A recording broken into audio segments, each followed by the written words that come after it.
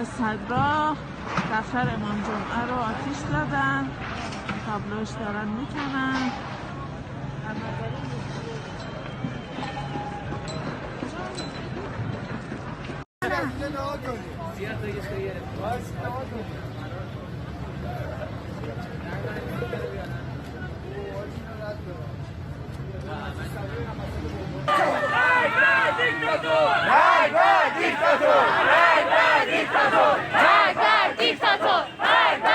دانشگاه تهران 27 آبان 98.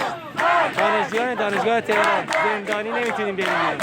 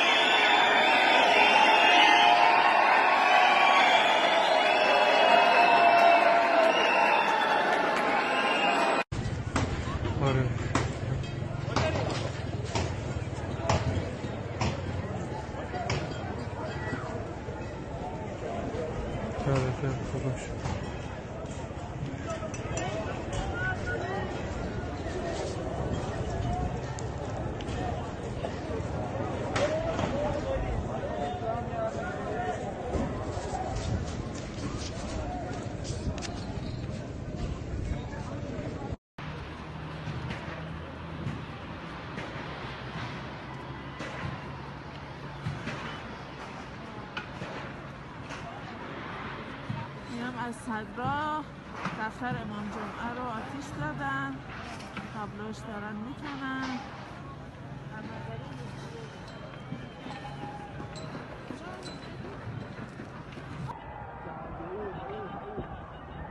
نه من نجار خانه ایگم میجا خانه ایگم میجا سس پولیم بکنی سس سومی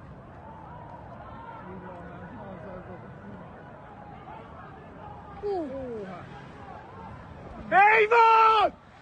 برای جنن!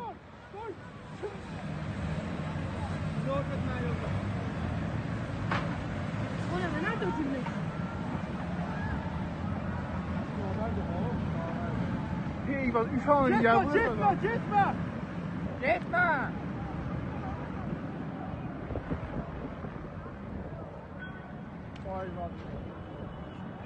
Gaz aşkabə vurublar.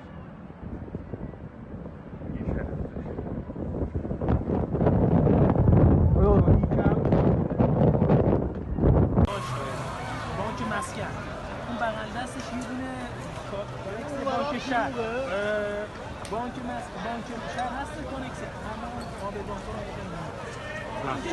یخچال محمد آباد محمد شهر